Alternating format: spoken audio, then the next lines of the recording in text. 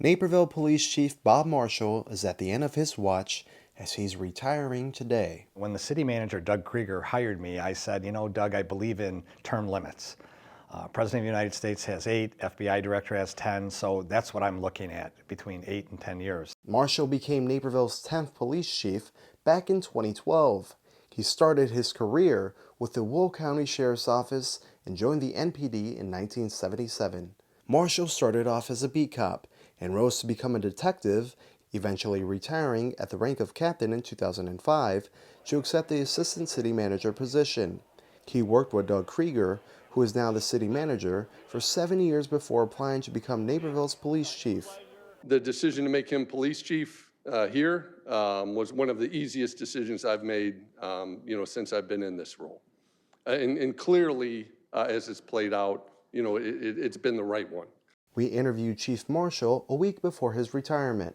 We walked around the police building speaking with his fellow officers and got an exclusive look at the city's new emergency vehicle. It's my job too, in my position, to make sure we have things like this and to make the case in front of the city manager and the city council to justify equipment like this. Costing around $300,000, the Lenco Bearcat will be used in emergency situations like the Henry Pratt shooting in Aurora. On Marshall's office walls are accolades he's earned over the years and books which have helped shape the Naperville police chief. Perhaps the most valuable possession in Marshall's office is a picture of his family. He admits that he missed out on events with them because of his role as chief.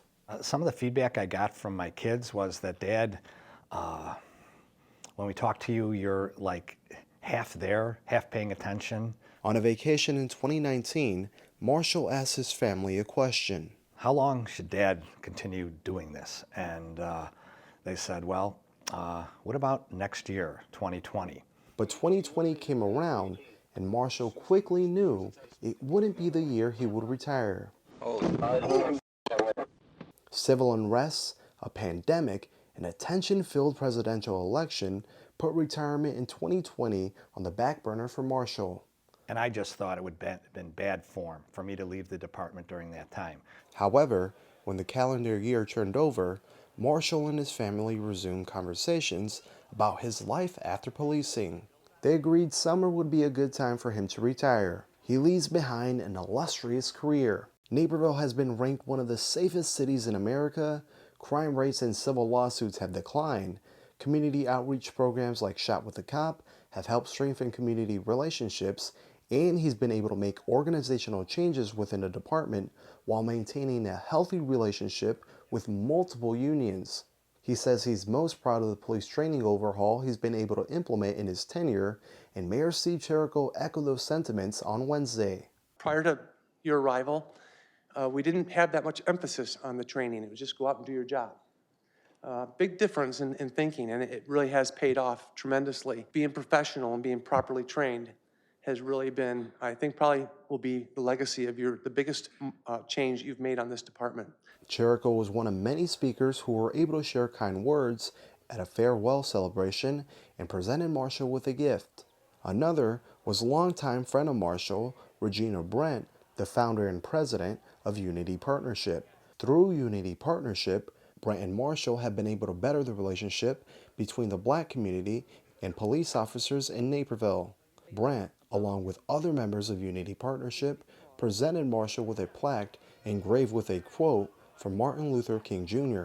The ultimate measure of a man is not where he stands in moments of comfort and convenience, but where he stands at times of challenge and controversy. From Dr. Martin Luther King Jr. Wow, that's special.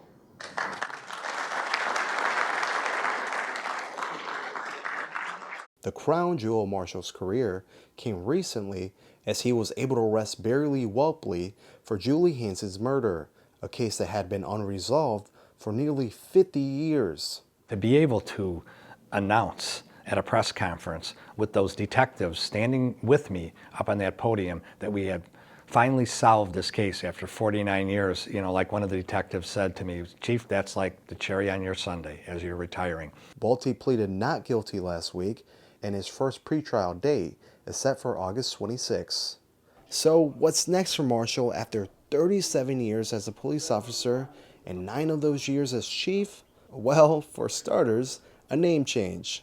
So some of the differences that are going to happen in our household, nobody's going to be called chief anymore. We've already discussed it. We're done.